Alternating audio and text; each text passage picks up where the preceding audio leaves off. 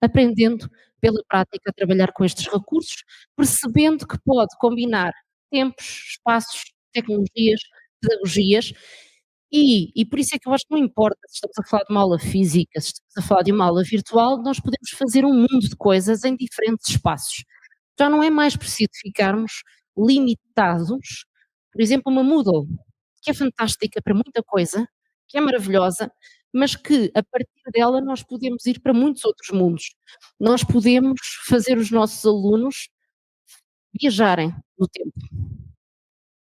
sem sair de casa, eventualmente aqui por acaso são autocarros mesmo que passeiam pelas ruínas de Roma, mas que mostram como seria Roma na antiguidade. Ou crianças, que é o que vai aparecer a seguir, ou crianças que entram num autocarro e as janelas do autocarro transformam-se em vidros sobre Marte. Então as crianças vão a Marte estando num autocarro, têm ali a percorrer.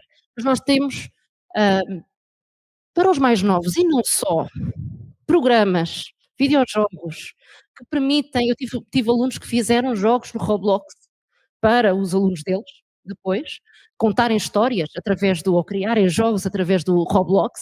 Nós temos agora mesmo a realidade, as questões do metaverso, ali o Spatial, por exemplo, se nunca tiverem experimentado, vale a pena, porque é gratuito neste momento, não tem até o peso que tem, por exemplo, o Second Life, que a gente tem que baixar mesmo, e às vezes até os nossos computadores nem têm a capacidade para isso. O Spatial funciona online, é enfim, ainda terá talvez algumas dificuldades por ser um sistema ainda em início, ainda está a arrancar, mas o Spatial vale a pena também, porque nós podemos criar os nossos espaços. Ali eu entrei numa sala, estou ali sozinha e abandonada numa sala, mas que é uma reconstituição do Museu de História Natural de Londres, e eu achei engraçado e por isso fiz aí um print, mas dá para nós criarmos os nossos próprios mundos, ou passearmos nos mundos de outros. Claro, o Second Life, por exemplo, permite que se compre ilhas, e uma universidade pode comprar uma ilha e usá-la para os seus alunos.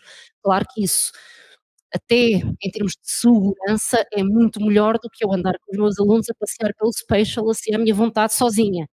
Mas se nós virmos que estas coisas funcionam, se nós percebemos que isto é um ganho para a nossa instituição, nós devemos ter a capacidade de falar com os nossos gestores. Nós não temos agora aqui o professor Miguel, a quem começar a pedir dinheiro, mas podem aproveitar que os secretários estavam muito bem dispostos, pode ser que eles financiem estes programas também, que deem assim uns reaisitos para comprar estes programas que obviamente eles hoje estavam cá de mãos largas, portanto vocês aproveitem o bom, exato, exato, em vez de ser meio pode ser mais um bocadinho, ainda se compram assim uns programas destes, porque claro que isso depois tem uma vantagem que está seguro, está sempre dentro da instituição, hum, quando nós falamos de uma coisa que a instituição adquire, naturalmente isso para todos nós é muito mais confortável, porque sabemos que tem esse esse lado.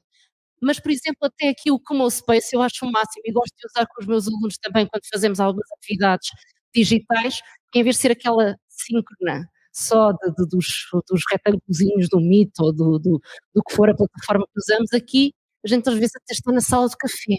Estamos a fazer de conta que estamos todos sentados no café, até eventualmente está cada um de nós com o seu café em casa e estamos à volta de uma mesa de café a falar nas nossas atividades. E portanto, o que é que eu acho que isto por um lado modifica o processo, porque nós podemos visualizar determinadas coisas de uma outra forma, que é muito mais agradável, mas por outro lado, se calhar também nos engaja um pouco mais, porque diversifica os espaços onde nós nos movimentamos. E isso é uma também das vantagens que nós temos neste tipo de recursos. Temos a realidade aumentada também, eu trabalhando, como já vos disse, com a área da história, temos uma série de coisas que já não são visíveis hoje em dia, ou que não são acessíveis hoje em dia.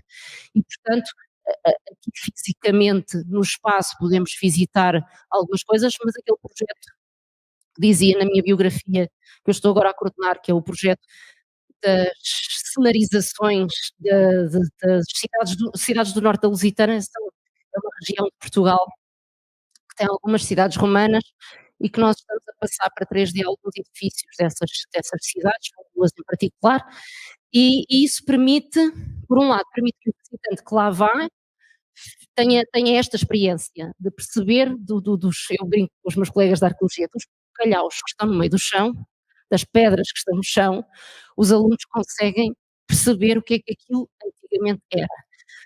Mas não só permite isso fisicamente no espaço, mas o recurso vai ser também digital, ou aliás, o recurso digital vai estar também disponível num espaço digital, não só daquelas cidades com que nós estamos a trabalhar, que têm os seus próprios, sítios web, mas também, por exemplo, uma das talvez a maior editora de manuais, em Portugal e que tem uma grande plataforma digital com os seus manuais, a quem nós vamos oferecer aquele recurso, porque são financiamentos públicos com quem nós estamos a trabalhar e, portanto, não recebemos dinheiro pelo resultado, pelo objeto que criamos, e vamos dar-lhes esse recurso e, portanto, uma criança que queira aceder àquela visualização não precisa de estar lá fisicamente, pode uma criança, um jovem, um adulto, podem consultar aquilo à distância.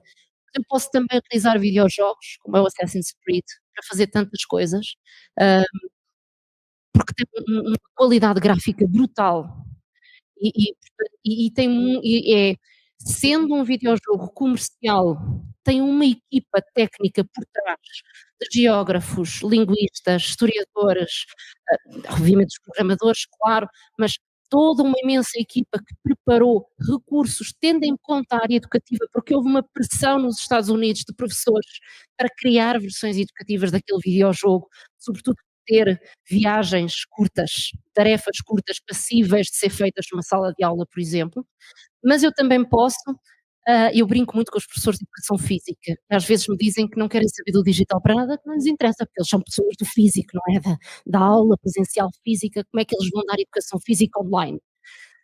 Podem ver um vídeo, eu adoro o meu filho é louco pelo Steph Curry que está ali, ele nem toca a bola nem toca na rede, aquilo é uma coisa impressionante. Como é que aquele homem faz aquilo? Poder pausar, parar, analisar como é que ele coloca a perna, como é que ele coloca o braço, como é que ele fez para produzir aquele movimento que a gente vê a bola ali, cair no centro, ou um jogador de futebol, saber como é que é falta, como é que foi a falta. Então eu posso ter esse tipo de recursos exatamente para, analisar quase que segundo a segundo aquilo que está ali a acontecer. Portanto, sim, a aula de educação física convém que seja muito prática, mas também pode ter estes momentos. E eu tenho muitos colegas de educação física do ensino superior que deram as suas aulas e existem cursos de educação física completamente à distância. Portanto, de alguma forma é possível fazê-lo. Então nós temos todos estes recursos ao nosso dispor e eu estou mesmo a chegar ao fim com este slide absolutamente caótico. É propositadamente caótico, porque de facto acho que estamos caoticamente a falar sobre o ChatGPT hoje em dia.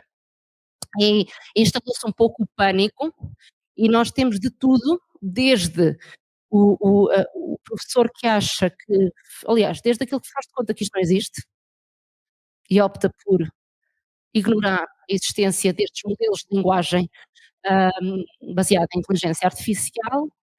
Temos, se calhar no outro extremo, os entusiastas que agora não farão outra coisa senão viver em função do ChatGPT, e depois ali no meio, os que ou acham que isto vai ser horrível e que vai acabar com todos os professores para todo sempre, e os outros que, enfim, viver para conhecer e perceber exatamente o que é aquilo.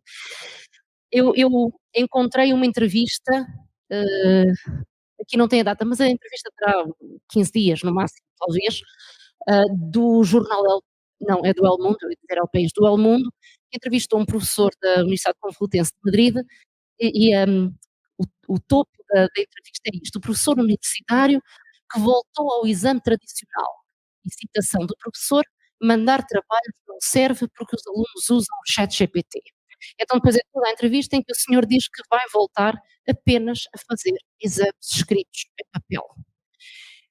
E eu já disse também isto mais do que uma vez, que é, sim, os alunos nunca colaram num exame escrito, nunca. Portanto, isto vai ser realmente a forma como ele vai ter a certeza absoluta de que os alunos sabem o que escreveram. Basta qualquer pessoa ter feito um teste na vida para já saber o que é um aluno tentar opa, se calhar basta uma pessoa ter sido estudante, E agora ver quem é que se denuncia para saber o que é tentar colar uma prova. Portanto, isto não resulta em rigorosamente nada, a não ser em tentar fechar os olhos e fazer de conta que a coisa não existe. Mas se os alunos usam o ChatGPT, então vamos mesmo colocá-los a usar o ChatGPT.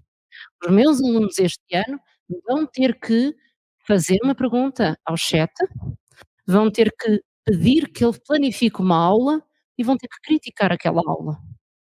E essa vai ser a avaliação deles. Porquê? Porque eles também vão ter alunos deles depois a usar o ChatGPT. Então é bom que eles saibam como é que o programa funciona, como é que o podem utilizar a seu favor e como é que podem construir aprendizagem. Não pensando neste senhor que de facto tem uma visão muito derrotista daquilo que pode ser esta nova realidade. Temos ali o exemplo do MIT, de um funcionário do MIT que fala sobre o facto deste programa ir mudar a educação, não destruí-la. Exatamente, eu uns 15 anos atrás, talvez, tive um aluno que fez-me um trabalho, para mim, um trabalho de pesquisa, e no final as referências dele sobre esse trabalho eram www.google.pt. Era estas as referências do trabalho dele. Nunca mais me esqueci até hoje, que é difícil fixar isto. Eram estas as referências todas dele, que eu fiquei abismada. Mas este ao menos era honesto. Não sei o que é que ele viu dentro do Google, mas pelo menos ele diz que foi lá. Porque outros havia que eram cópias totais daquilo que eles encontravam na internet. E eu havia um anúncio em Portugal que eram 2 velhos que dizia: eu ainda sou do tempo em que eu, para ver se o aluno tinha feito o trabalho da sua autoria ou se tinha ido buscar algures ao doutor Google, eu punha as frases no Google. Abria aspas, punha uma frase, fechava aspas e via se aquilo existia ou não existia online. Normalmente ia parar a uma página da Wikipédia e o resto do trabalho estava lá todo. O que é que entretanto apareceu para melhorar a minha vida que deixei de ter que fazer isso? Turnitin. O aluno faz o trabalho, eu ponho o trabalho no Turnitin, aquilo diz-me logo se é um trabalho original ou não. Portanto, apareceu um programa que veio solucionar um problema que os professores tinham, que era de saber a autoria daqueles textos, daqueles trabalhos. Portanto, agora surgiu isto e o ChatGPT é tão honesto que vocês podem lá colocar um texto e perguntar: "Foste tu que escreveste isto?" E ele pode dizer: "Sim, fui eu."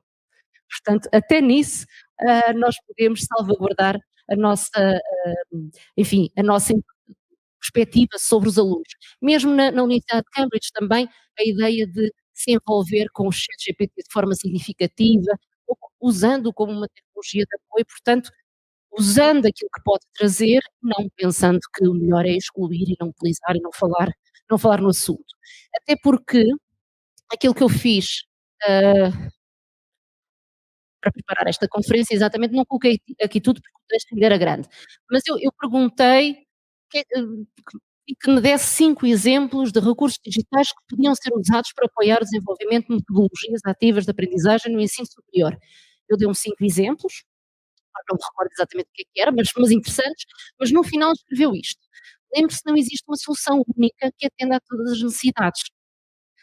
A escolha dos recursos deve ser adaptada às especificidades." Portanto, este próprio modelo de linguagem, ele reconhece isso: "Ok, estão aqui estas coisas todas, mas agora cabe a cada a si, cabe a ti perceber, desta lista que eu te dei, interessa? Serve aos teus alunos? Serve para eles ou não? Então daqui escolhe aquilo que tu queres utilizar." Eu acho ótimo poder estou sem conseguir imaginar o que é que vou fazer na minha aula. Eu tenho um conjunto de alunos específico, tenho um conteúdo que eu preciso lecionar e quero pensar numa aula diferente, quero pensar em qualquer coisa completamente fora da caixa.